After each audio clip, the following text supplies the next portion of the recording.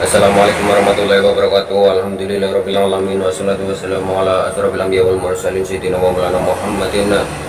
Qala rabbi shrah li sadri wa yassir li amri wahlul 'uqdatam min lisani yafqahu qawli ajma'in. Semoga Allah senantiasa memberikan karunia-Nya kepada kita semua sehingga kita bisa kita. Semoga Allah senantiasa memudahkan segala urusan kita. Semoga Allah senantiasa mengabulkan semua hajat-hajat kita dan dipermudah segala urusan kita. Allahumma amin. Oke, dalam kesempatan kali ini saya akan membahas tentang cara mencabut roh manusia. Siapakah yang mencabut roh manusia? Mari kita simak bersama-sama dan kita pelajari bersama-sama.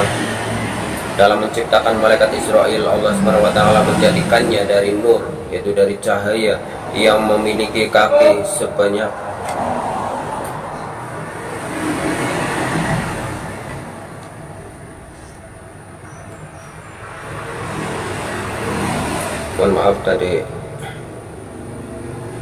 yang memiliki kaki sebanyak 70.000 dan memiliki sayap sebanyak 4.000. Seluruh tubuhnya dipenuhi dengan beberapa mata dan lisan. Tidak satupun makhluk dari anak cucu Adam alaihissalam, burung-burung, semua makhluk yang mempunyai nyawa kecuali dalam pengawasannya. Dan di dalam malaikat Israel terdapat wajah, mata, tangan, dan telinga yang jumlahnya menurut bilangan seluruh manusia. Maka ia mencabut ruh dengan tangan itu, dan ia melihat dengan wajahnya yang tepat pada muka manusia. Demikianlah cara-cara malaikat Israel ataupun malaikat maut mencabut nyawa para makhluk dalam setiap tempat. Jika seorang manusia yang telah meninggal dunia, maka cahaya di wajah orang tersebut akan hilang. Telah dijelaskan dalam riwayatnya bahwa sesungguhnya malaikat Israel manusia, yaitu malaikat Israel, mempunyai 4 wajah, yaitu malaikat Israel memiliki 4 wajah, sahabat semuanya. Yang pertama yaitu wajah di atas kepala.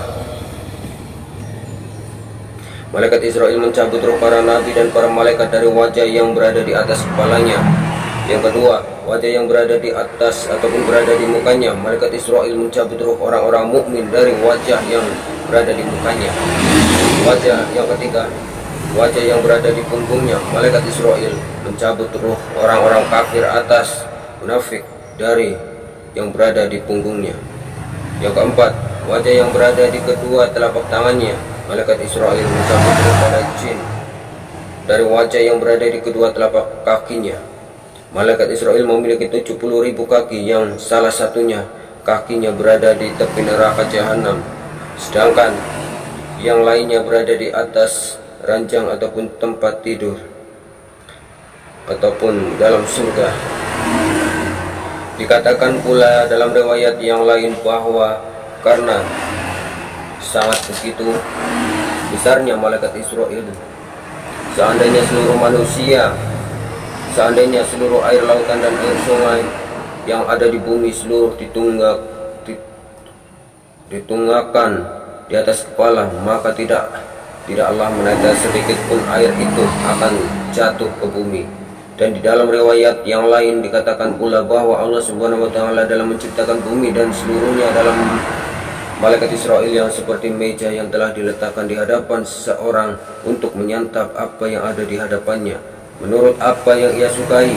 Maka demikianlah malaikat Israel menghadapi seluruh makhluk, maupun dalam membolak-balikan bumi sebagaimana anak cucu Adam ketika membolak-balikan sekeping mata uang. Telah disebutkan dalam riwayat bahwa sesungguhnya malaikat Israel tidak akan turun kecuali kepada para nabi dan para rasul Allah.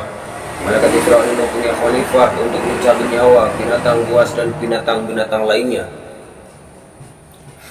Dalam sebuah riwayat juga disebutkan bahwa apabila Allah Subhanahu wa taala melenyapkan mata yang berada di jasad malaikat Israel semuanya, dan tinggallah 8 makhluk.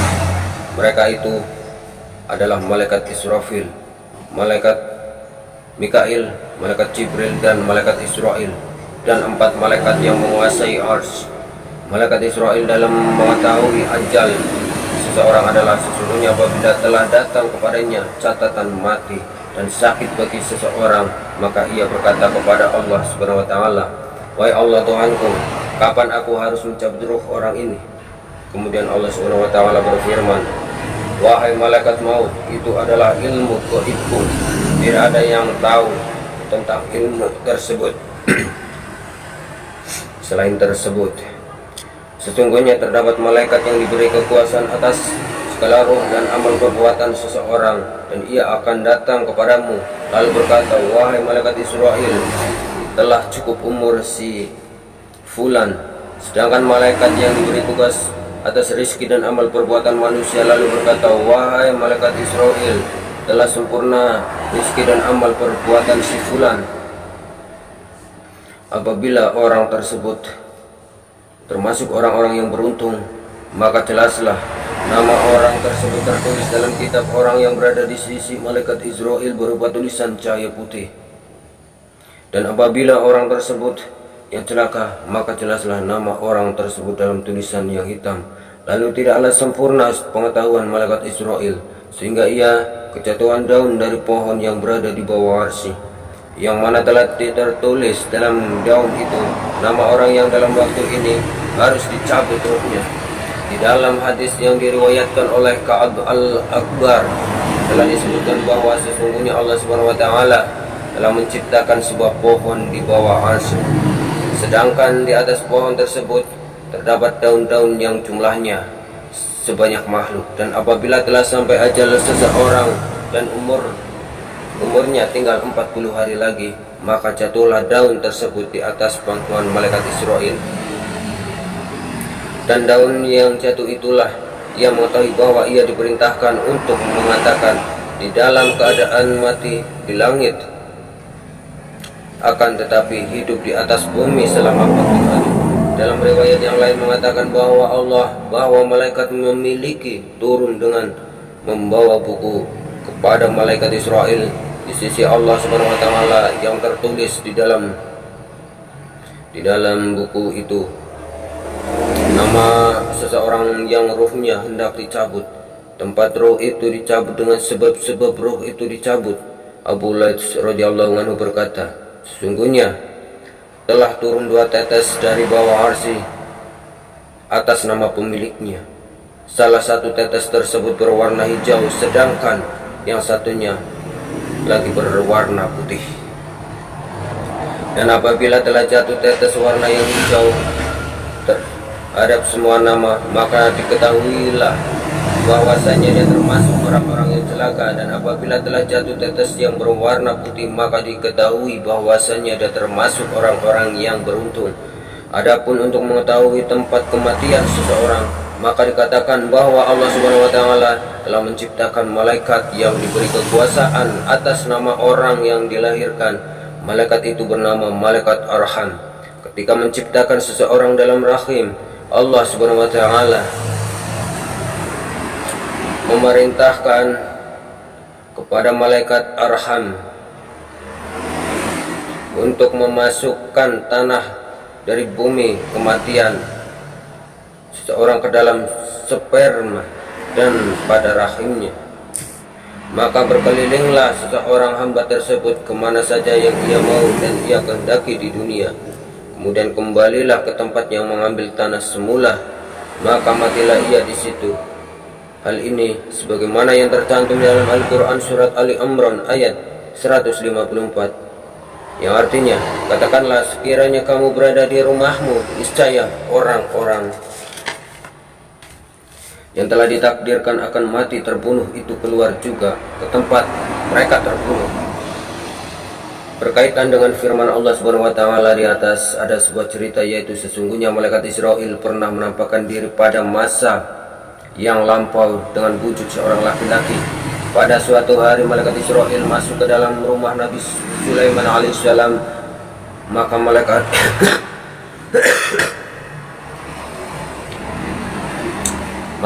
Israel melihat pada seorang pemuda yang berada di dekat Nabi Sulaiman alaihissalam.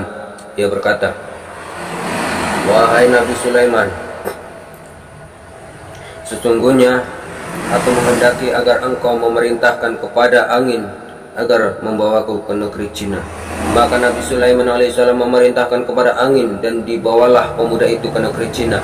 Ketika malaikat Israel kembali kepada Nabi Sulaiman, maka Nabi Sulaiman bertanya kepada malaikat Israel, "Apa sebabnya Tuhan?" Malaikat Israel, "Melihat seorang pemuda yang berada di dekat saya."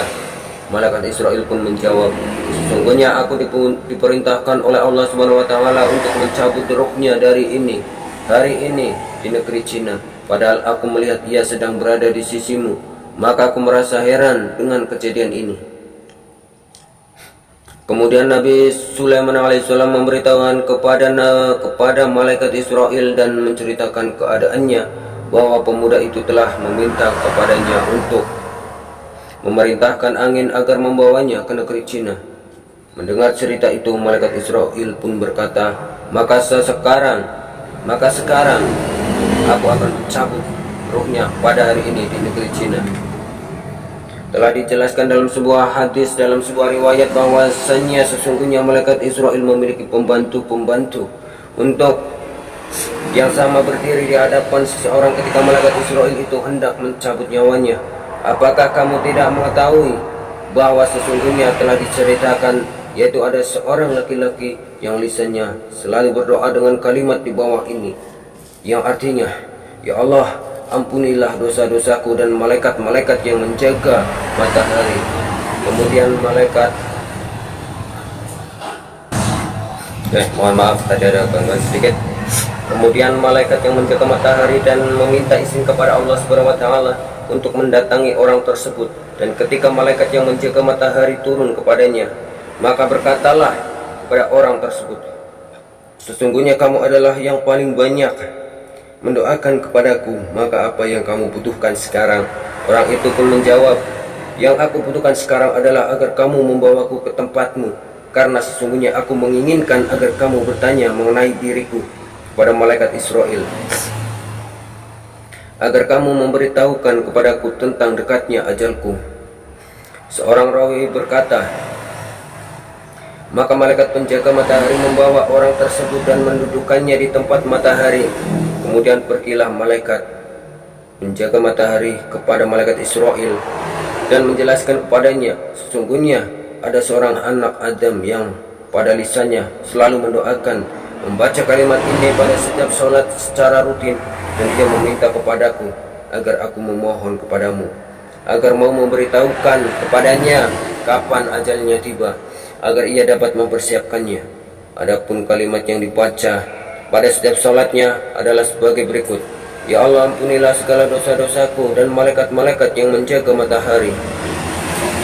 Kemudian malaikat Israel melihat bukunya, lalu ia berkata, "Sangat jauh sekali, sesungguhnya kawanku itu mempunyai amalan yang agung dan ia tidak akan mati hingga ia duduk di tempat dudukmu dari tempat matahari." Maka malaikat penjaga matahari itu berkata, "Benar, ia telah duduk di tempatku dari matahari." Lalu malaikat Israel berkata, "Dia akan mati di tangan utus-utusanku di tempat itu, dan mereka sama tidak mengetahuinya." Di dalam sebuah hadis pernah disebutkan bahwasanya Rasulullah SAW bersabda, ajal semua binatang terletak di dalam zikir Allah Subhanahu wa taala, dan apabila mereka meninggalkan zikir kepada Allah Subhanahu wa taala, maka Allah Subhanahu wa taala akan mencabut ruhnya, dan tidak ada urusan apapun bagi malaikat Israel. Telah dikatakan bahwasanya sesungguhnya Allah Subhanahu wa taala adalah zat yang mencabut beberapa ruh. Hanya saja hal itu dipasrahkan oleh Allah Subhanahu wa taala kepada malaikat Israel, sebagaimana disandarkannya mati kepada orang yang membunuh dan mati yang disebabkan karena sakit. Hal ini dijelaskan dalam Quran surat Az-Zumar ayat 42, yang artinya Allah memegang jiwa orang yang ketika matinya dan memegang jiwa orang yang belum mati di waktu tidurnya. Maka dia tahanlah jiwa orang yang telah dia tetapkan kematiannya, dan dia melepaskan jiwa yang lain sampai waktu yang ditentukan oleh Allah Subhanahu wa taala. Itulah beberapa ataupun cara malaikat mencabut ruh manusia ya sahabat.